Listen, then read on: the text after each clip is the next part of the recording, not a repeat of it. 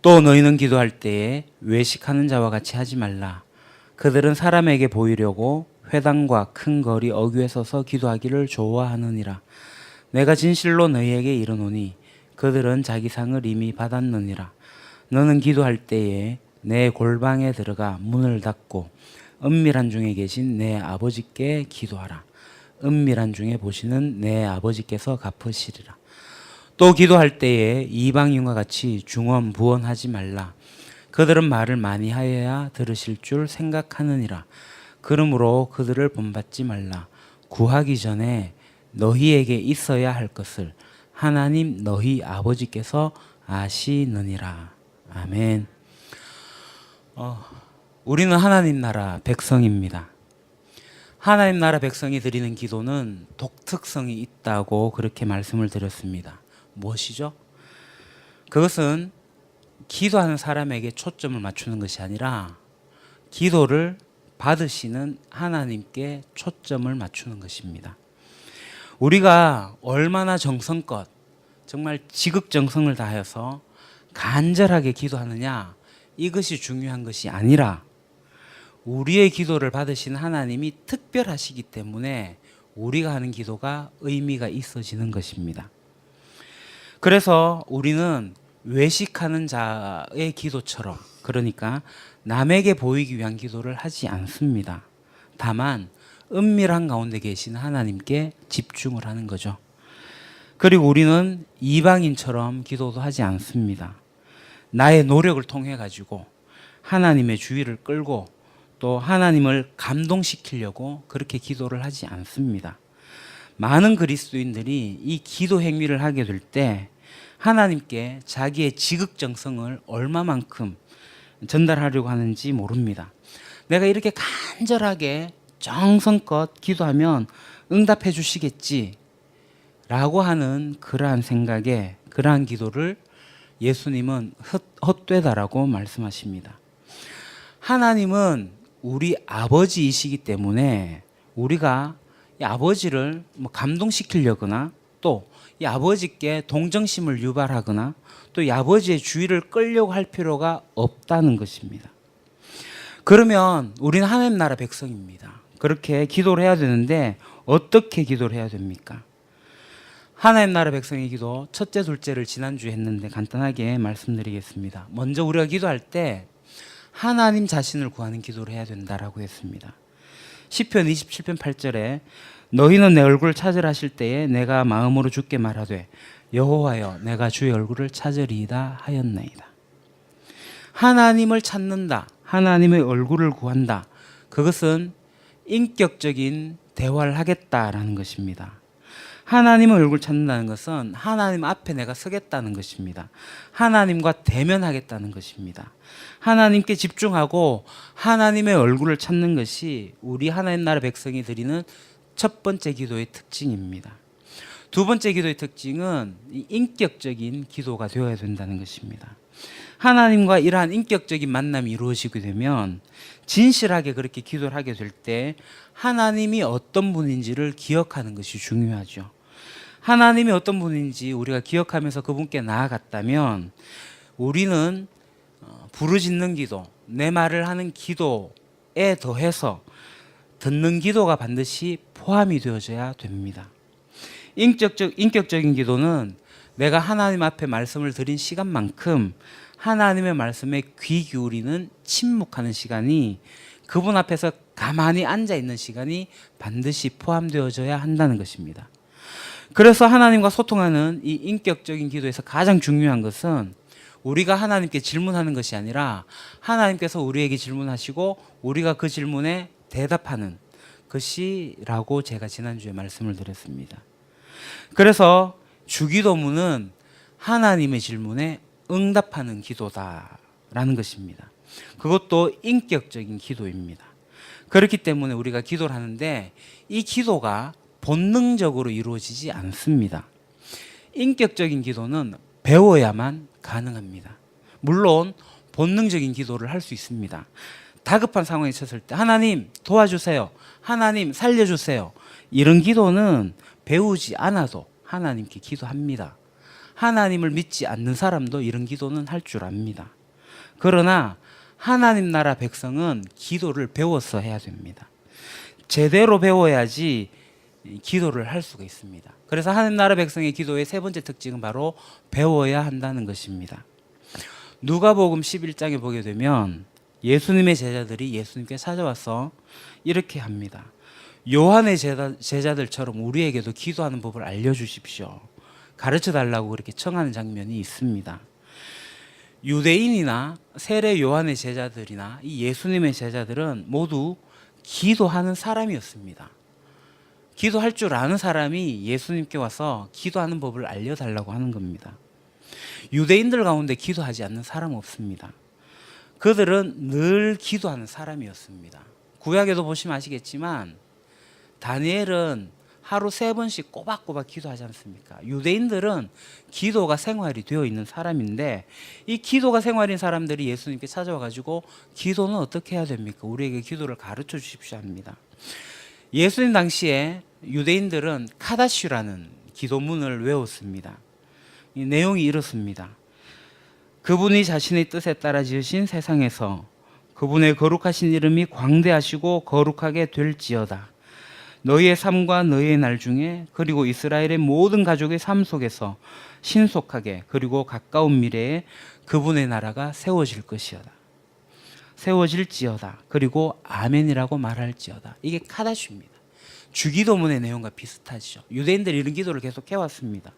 이렇게 기도하고 있었는데 그들이 예수님께 기도하는 것을 가르쳐 달라고 하는 겁니다. 왜 그랬을까요? 예수님의 기도가 그들의 기도와 달랐기 때문입니다. 예수님의 기도는 그들이 보기에 독특했습니다.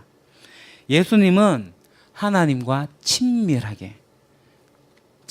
가운데 기도를 하셨습니다. 그래서 제자들이 예수님께 기도를 가르쳐 달라라고 청한 것입니다. 이런 인격적인 기도는 배워야 되는 것입니다.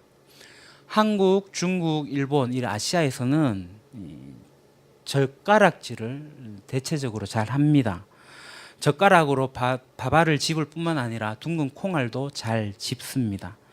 서양 사람들은 어지간해서 젓가락으로 뭔가를 잘 못합니다. 우리는 굉장히 유려하고 섬세하고 능숙하게 젓가락질을 하지요. 그렇지만 우리가 태어나면서부터 이 젓가락질을 능숙하게 능란하게 잘 한 것은 아닙니다. 우리도 유년기에 젓가락질을 배웠습니다. 이렇게도 해보고 저렇게도 해보고 해서 배웠습니다. 저도 젓가락을 소위 가위질로 했었는데 초등학교 4학년 때 학교에서 밥을 도시락을 싸서 먹다가 친구가 11자로 잡고 이렇게 먹는 걸 보고 되게 신기해가지고 제가 그때부터 연습을 해서 저도 11자로 젓가락을 잡습니다. 요즘 아이들은 어릴 때부터 젓가락질을 하기 위해서 고무에 동그랗게 달려고 손가락을 넣고 훈련을 합니다. 그렇게 배워가지고 몸에 익히는 것입니다.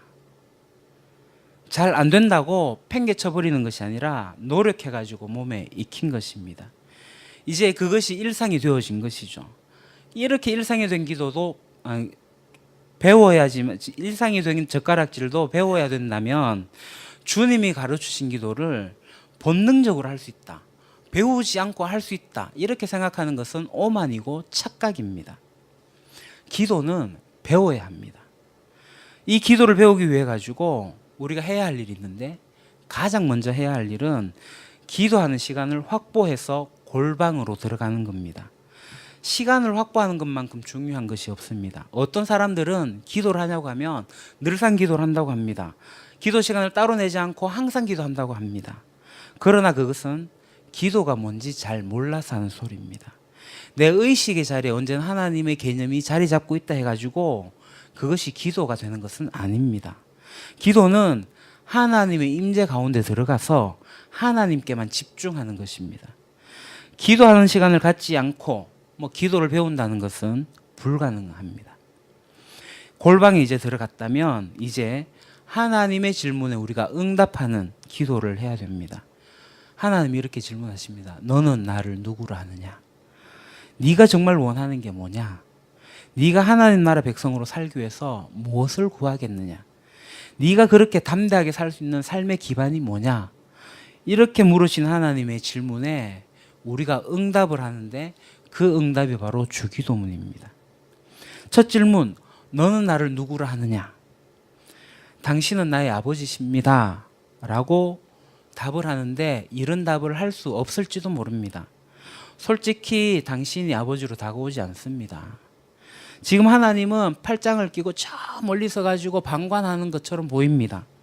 저 멀리서 그냥 지켜보는 분처럼 느껴집니다. 이런 답변도 괜찮습니다. 하나님은 정답을 원하는 것이 아니라 우리의 진실한 답을 원하시는 겁니다. 하나님 어떻게 그렇게 손이 짧습니까? 왜 나를 도와주지 않습니까? 왜 나를 구원하지 않습니까? 이런 것이 시편에 나오는 기도입니다. 시편을 보면 하나님 정말 이런 분 맞습니까? 이런 분이 아닌 줄 아는데 왜 나한테 이렇게 하십니까? 이렇게 따져 묻는 기도가 많이 나옵니다. 그렇지만 그 기도가 어느 순간에 바뀌어가고 있는 것을 우리가 볼 수가 있습니다. 진실하게 대답하시면 됩니다. 기도를 배우기를 원하십니까? 그러면 하나님 앞에서 이 응답하는 기도를 연습하십시오. 이제 우리가 앞으로 주기도문을 한 구절 한 구절 이제 배울 텐데 그 한 구절 한 구절을 나의 기도로 풀어서 하시면 됩니다. 하늘에 계신 우리 아버지, 이 말이 나의 정말의 고백이 된다면 그대로 하셔도 괜찮습니다. 제가 지난번에도 말씀드렸지만 저는 늘상 거의 관용구처럼 사용하는 하나님을 호칭하는 어구가 있습니다. 늘 언제나 늘 가까이 나와 함께 하시는 임마누엘의 아버지 하나님. 제가 청년 시절에 정말 함께 하신 하나님을 느꼈기 때문입니다. 굉장히 어려웠을 때 하나님께 매달렸습니다. 한 3개월 이상을 꾸준하게 계속 매달려서 기도했었는데 그때 얻은 답이 나와 함께 하신 하나님이었습니다. 그래서 그 뒤로 저는 물론 이게 주수길님의 찬양의 가사와 맞물리는 것이기도 했지만 그렇게 하나님을 고백합니다. 여러분들에 따라서 고백이 될 수 있습니다. 하늘에 계시지만 땅에도 계시고 지금 나와 함께 하시고 이렇게 하셔도 되고 아까 말씀드린 것처럼 저는 하나님이 안 느껴집니다. 그렇지만 신이라고 하는 하나님, 신이라고 하니까 아버지라고 하니까 제가 한번 기도하겠습니다. 이런 식으로 다가와도 괜찮습니다. 하나님께 그렇게 답하시면서 나가시면서 공부를 한 줄 한 줄 풀어가지고 그렇게 기도를 하시면 됩니다. 이렇게 이제 우리가 주기도문을 한 절 한 절 이제 풀어가면서 공부하고 나의 기도를 하게 될 때 우리의 기도가 굉장히 선명해질 것이고 우리의 기도가 풍성해질 것입니다. 자, 이러한 특징을 가진 이제 하나님 나라 백성의 기도. 이렇게 기도를 하면 그러면 우리가 구하는 것이 그 1차적인 것이 아니라 구하는 것이 있는데 그게 아니라면 우리가 그렇게 기도를 하면 열매가 무엇이 있느냐는 것입니다.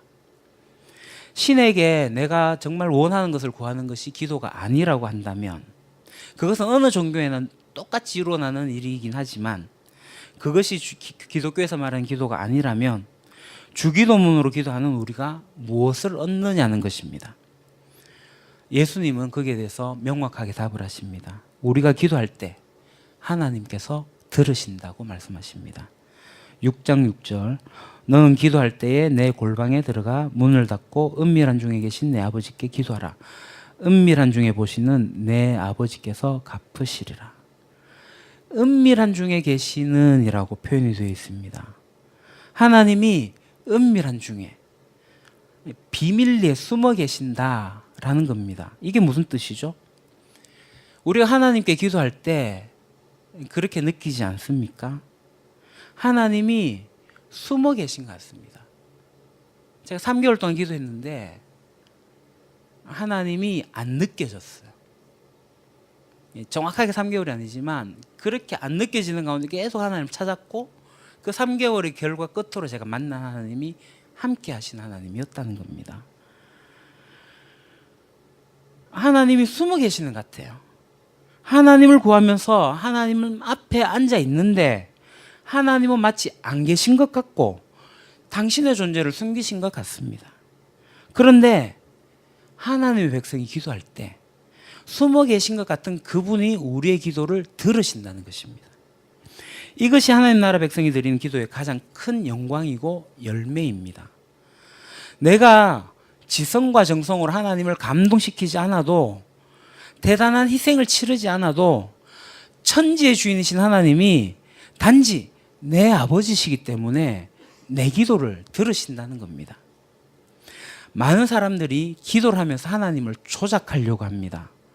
내가 원하는 것을 이룰 때까지 기도를 합니다.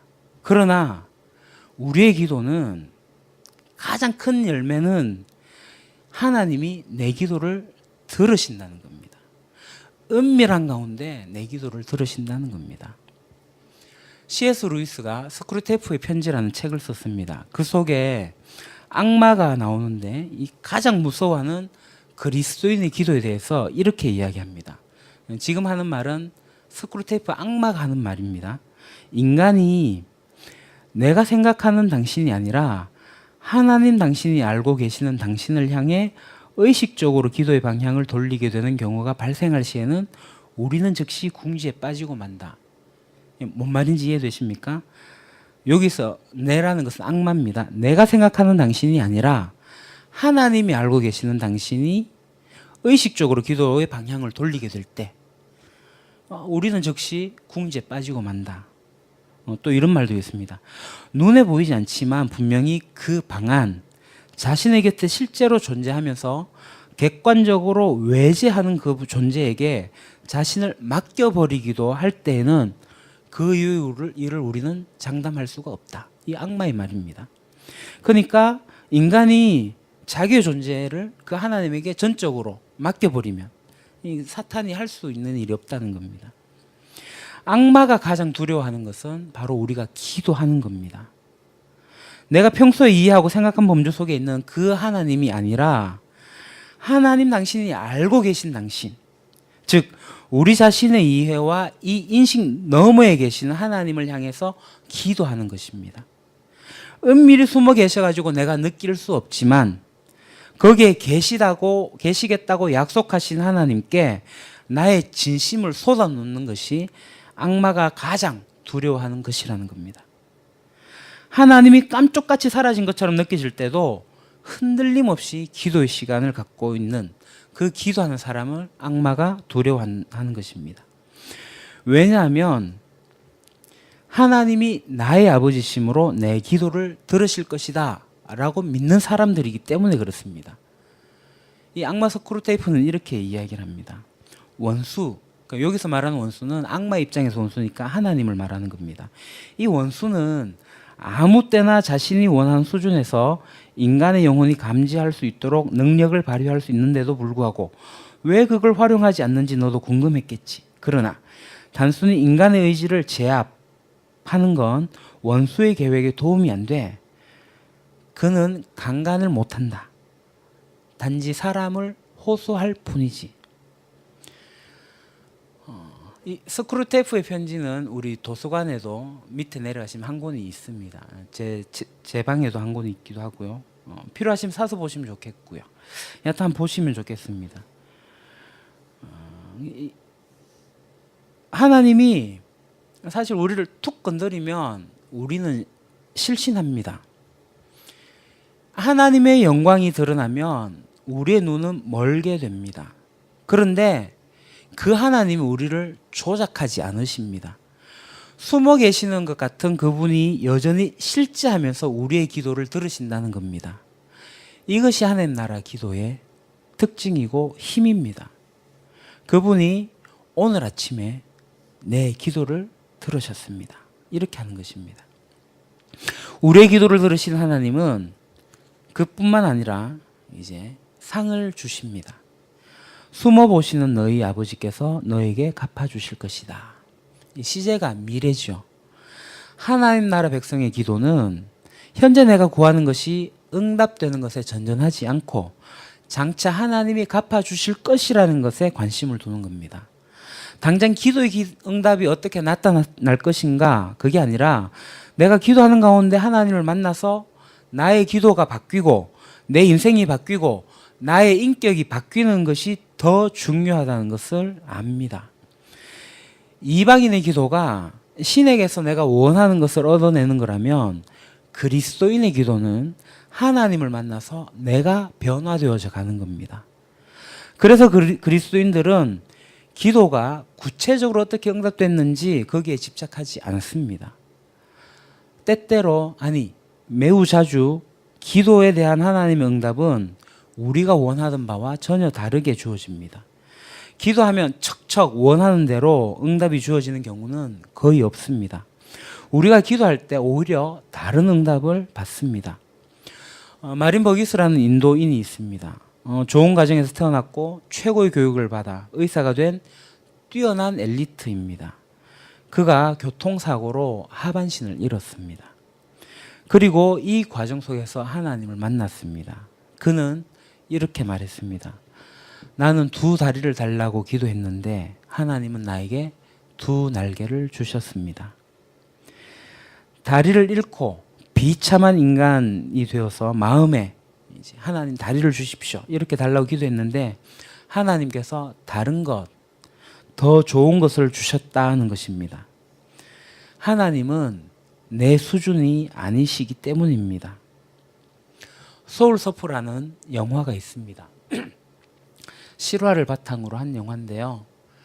거기에 나오는 주인공이 서핑을 하다가 한쪽 팔을 잃게 됩니다. 유망주였는데 대회에 나가서 좋은 성적을 얻지를 못합니다. 굉장히 방황을 많이 했죠.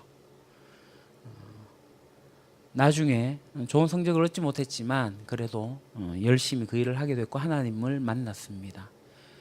나중에 이제 인터뷰를 하게 될 때 그가 말을 합니다. 이 팔이 한쪽이 없는 것에 대해서 어떻게 생각하느냐.